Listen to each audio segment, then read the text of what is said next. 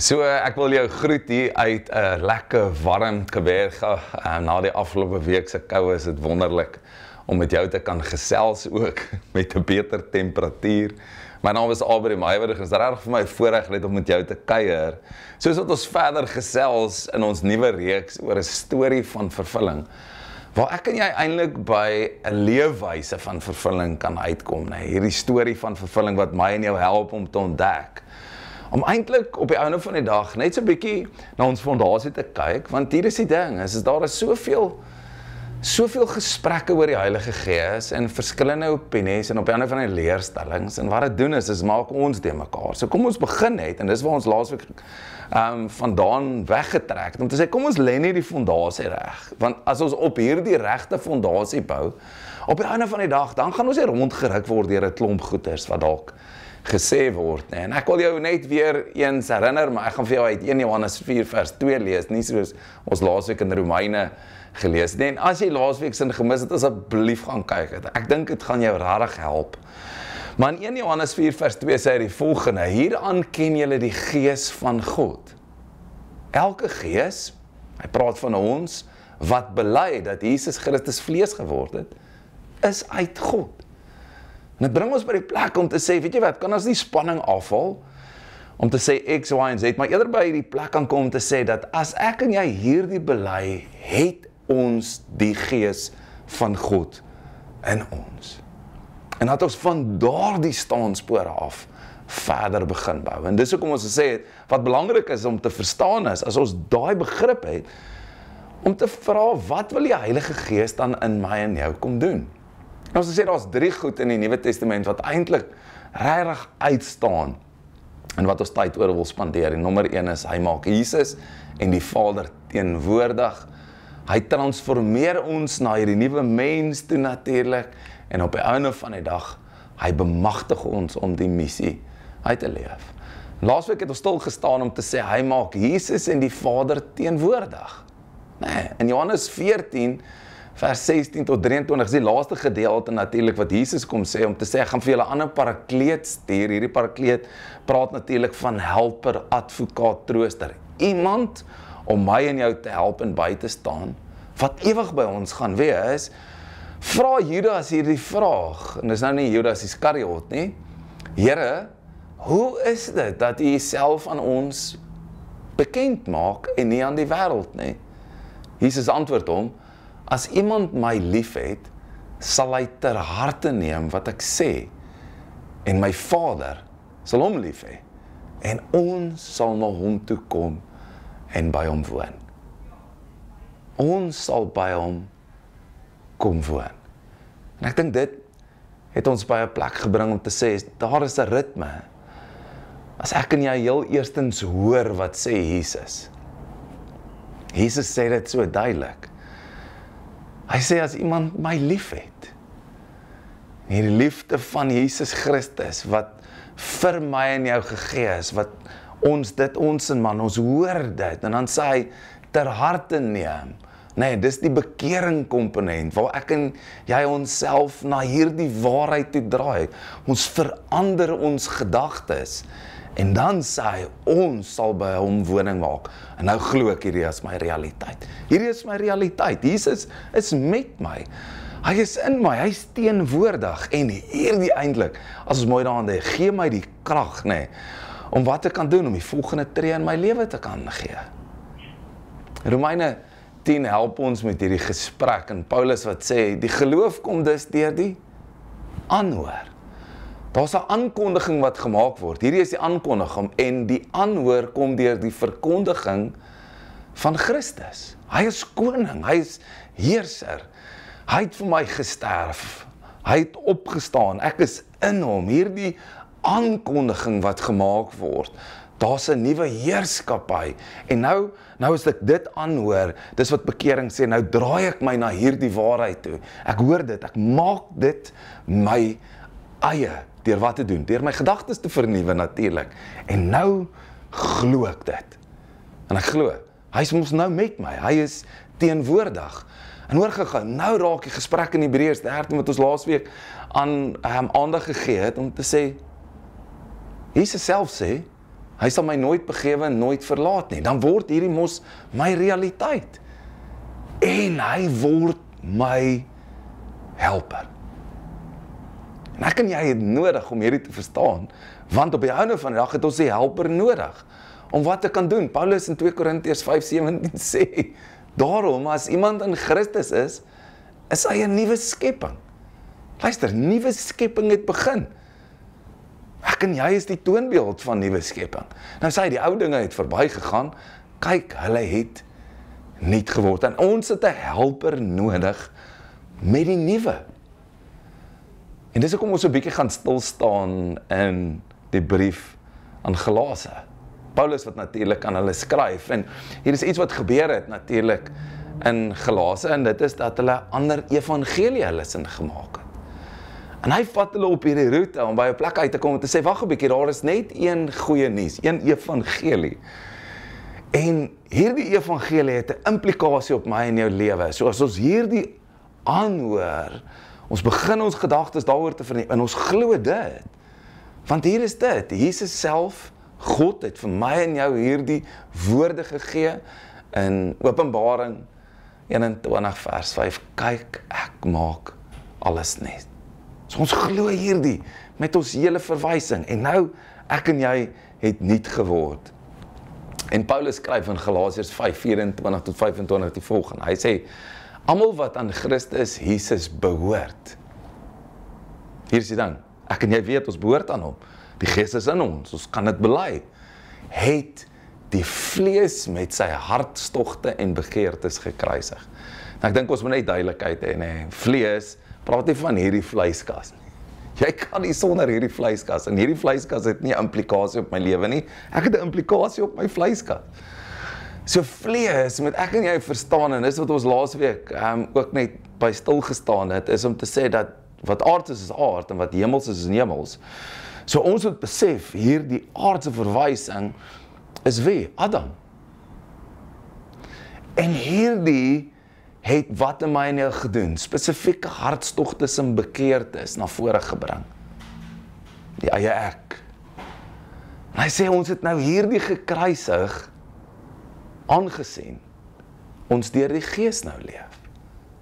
Daar het hierdie nuwe aangebreek. En nou sê hy, aangesien ons nou deur die Gees leef, deur Christus, laat ons ook met die Gees in pas bly.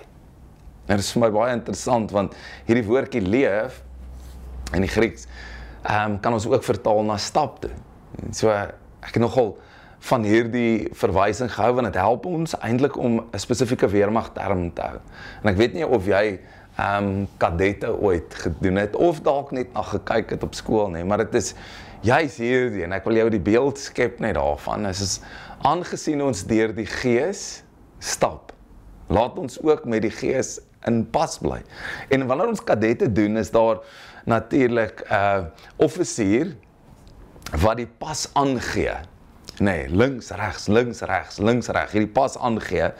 En wat nou moet plaasvind, is dat hierdie peloton, hierdie groepering ouens moet in sinkronisasie begin loop. Want as jy uit sinkronisasie is, lyk dit net eenvoudig chaoties. Nou as jy in daardie groepering was, of dalk was jy in weermag, dan weet jy, vroeg opstaan, en ek weet die orkester het dit ook gedoen, vroeg opstaan, en dit was baie keer 'n irriterende manier. Nee, daai irritasie op my in jou lewe, maar iets wat ek weet, wat daar geleer was, is dissipline.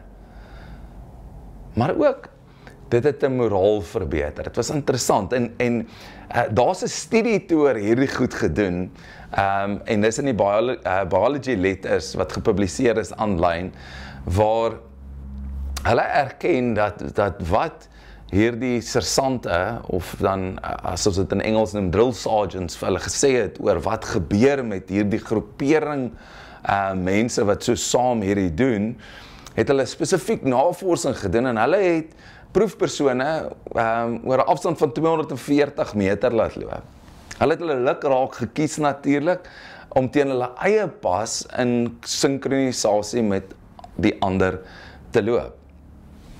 wat hulle toe gedoen het, wat interessant was, hulle het toe 'n misdadiger se foto vir hulle opgewys. Jy weet, hierdie ou wat woedend lyk en redelik aggressief lyk, en toe vir hulle gevra, hulle moet hulle gevoelens neerskryf. Hulle moet dit wat hulle nou beleef het, dit wat hulle ervaar het, neerskryf.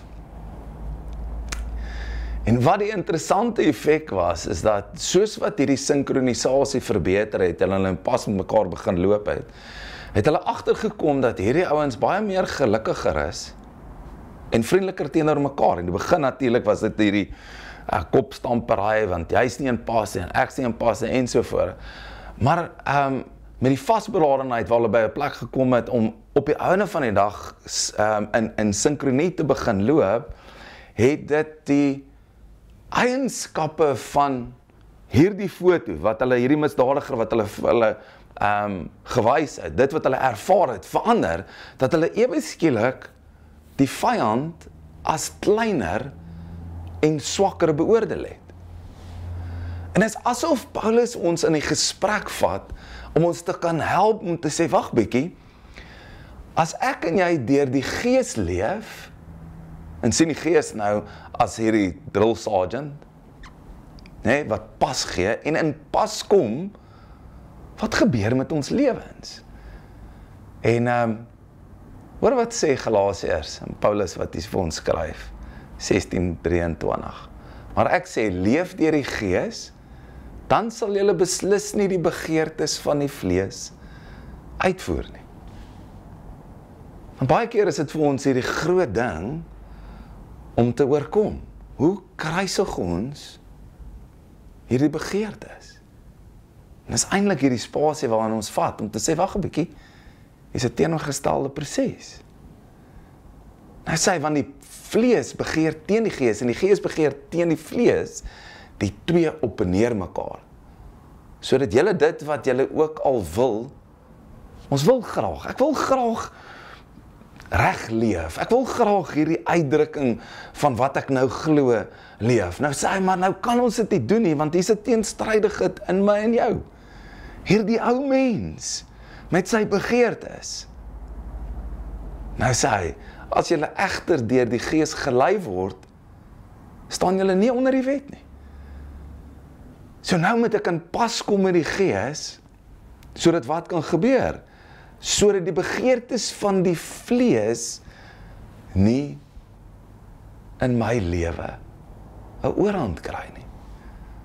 Maar is vir my interessant dat Paulus die woorde gebruik, julle, almal. En hy praat van meervoud.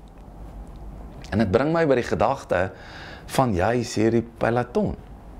Dit is nie alleen ding nie. Ons dink baie keer, ons kan alleen hierdie goed nou oorwin. Wag bietjie, hierdie is 'n gesamentlike ding. Hierdie is 'n plek waar ons saam hierdie ontdek om in pas te kan loop. En as ek en jy in pas loop, is daar eintlik hierdie spesifieke beeld wat ons openbaar, wat ons baie meer gaan hoor volgende week. Maar ek wil jou net in hierdie gesprek verder vat, wat Paulus kom sê, die praktyke van die vlees is goed bekend, naamlik onsedelikheid, onreinheid, losbandigheid, afgoderry, towerheid, vyandskap, twis, jaloesie, woede, selfsug, tweespel, skering, afguns, dronkenskap, gevyf en hierdie soort dinge, waarteen ek julle nou weer waarsku. Soos ek julle vroeër gewaarsku het, naamlik diegene wat sulke dinge doen, die koninkryk van God nie sal beerf nie. Dis amper of hy ons op 'n plek bring om te sê, wag 'n bietjie, ek en jy moet besef, dat wanneer ons in pas met hierdie loop, dan is ons uitpas met dit wat God vir ons bestem het, en die beeld wat dan daar is nie eintlik wat God bestem het, om geopenbaar te word in ons wêreld nie. Want ek weet nie of jy al gesien het nie, maar as hierdie peloton so in pas begin loop, dan is daar 'n indrukwekkendheid ten opsigte van hoe dit lyk. En dis vir my eintlik waarna hy ons toe vat, om te sê, maar die vrug van Gees is liefde. Dink net gou hieroor. Want ons weer daar met 'n dubbelpunt daar kom, en is nie in alle vertalings so nie. Want as ek en jy net daaroor dink, dan besef ons dis wat hy vir ons sê. Hieraan sal julle my ken. die liefde wat julle vir mekaar het. Hoor gou. Dis nie altyd maklik nie, nee. Maar hy bring ons by 'n plek om te sê dat praktiese oplossing tot die werke van die vlees, die vrug van die gees is. En hoe doen ons dit? Ons doen dit saam. So, ek word geïntimideer deur hierdie werke van die vlees, maar eintlik, as ek nou begin saam met iemand marseer, ek begin saam met iemand in pas bly, en dit is natuurlik die Heilige Gees, en elke ander persoon van hierdie familie, net die liggaam van Jesus Christus, wat gebeur? Ek begin selfvertroue opbou. My moraliteit kry 'n hupstoot, maar my moraal ook, nee. Ek bedoel, dink net gou as duisende van ons bereid is om saam te marseer, hoe begin dit lyk? Dis indrukwekkend, dis hierdie skouspel. Dis hoe ons die teenvoeter het vir die werke van die vlees. Is om pas te kom met die gees, maar ons saam, en dink gou net daaroor, nee, dis in hierdie omgewing wat ons blydskap begin beleef. Vrede. Is dit geduld met mekaar. Daar's vriendelikheid en goedheid en getrouheid. Daar's sagmoedigheid en selfbeheersing. Hy sê teen hierdie soort dinge is daar nie 'n wet nie. Dit openbaar in hierdie wêreld God as persoon. En dis hierdie oomblik waar ek en jy kan net besef, dis saam. Saam begin ons hierdie beeld openbaar. En as jy na die Koreaanse ouens gaan kyk, is regtig fenomenaal om te sien hoe hulle in pas bly en die indrukwekkendheid van dit. En wat gebeur is jy kan vir jouself net indink hoe vir ons die vyandlyner begin lyk. Dit wat so in my lewe hou vas kry begin afgeskit word. Hoekom? Want daar is ewe skielik hierdie verwysing dat ons dit kan doen. Ek beleef ewe skielik, wag 'n bietjie, dis saam. En as ek en jy nou gaan na 2 Korintiërs 3 vers 18 toe, en ons lees, en ons almal, terwyl ons met ons sluierde gesig die heerlikheid van die Here aanskou, ons almal aanskou iets spesifiek met betrekking tot wie God is. Ons aanskou Jesus soos in 'n spieël. Dis amper vir my hierdie drill sergeant wat daar staan is Jesus Christus, nee. En hy's besig om die pas vir my en jou te gee, om in hoe ons in dit loop. En dan, wag julle is 'n bietjie uit pas uit. Wag, kom man, kom in lyn. Nou, hierdie liefde vir mekaar. Ewe skielik begin dit 'n aanskoue word vir hierdie wêreld, maar soos ons hom aanskou, soos in 'n spieël word ons na dieselfde beeld verander. Ons kom in pas met mekaar. En wat word nou geopenbaar?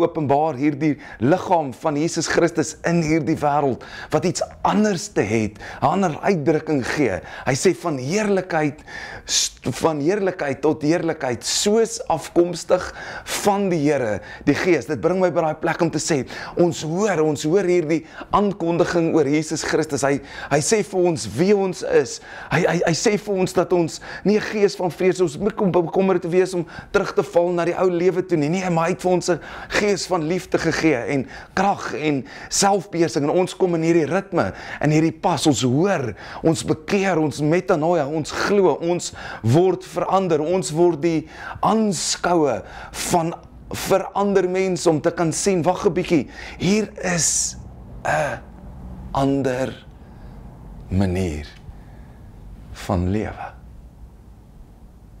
Dit gaan nie oor die identifisering van foute nie, maar groei. Want dis wat gebeur. Ons daag op. As jy nie opdaag vir die peloton nie, gaan jy nie in pas bly nie. Die ouens wat wel daar is, hulle kry die oefening in. Hulle kry die oefening in. En as jy daar kom, dan voel ek nee, ek is nie in pas nie. En dit is baie keer 'n irriterende manier, maar ek moet in pas kom. En dit beteken hulle bring my in hierdie spasie en sê nee man, ons is nog besig om te oefen. Ons het dit nog nie alles onder die knie nie. Maar hoor gehou, dis wat ons hoor, kom in pas. En dis hoekom ek jou wil uitnooi. Ek wil jou uitnooi om deel van 'n groep iewers te word by die kampus waar jy sag. Hoekom? Sodat jy in pas kan kom, sodat ons kan leer, sodat ons gesinkroniseer kan word. Hoekom? Sodat ek en jy met selfvertroue kan begin leef volgens wie ons nou is, wie God ons gemaak het. Die Gees is die een wat die pas gee. Hier is die grootste ding van alles. As ons so in gelid begin stap, is ons baie meer geneig om die vyand in sy swakheid te beskou.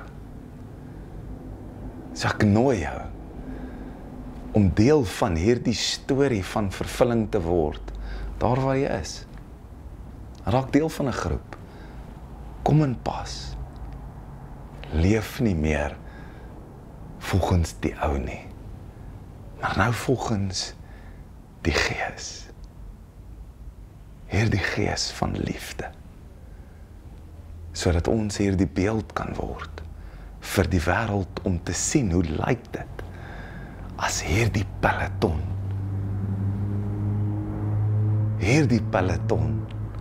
hierdie groep mense saam begin marseer.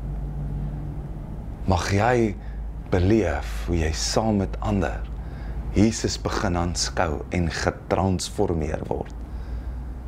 Hy is met ons. Hy is teenwoordig. En daarom kry ons die krag saam tot transformasie. Mag ons transformeer sodat sy heerlikheid geopenbaar kan word. Kom ons bid saam.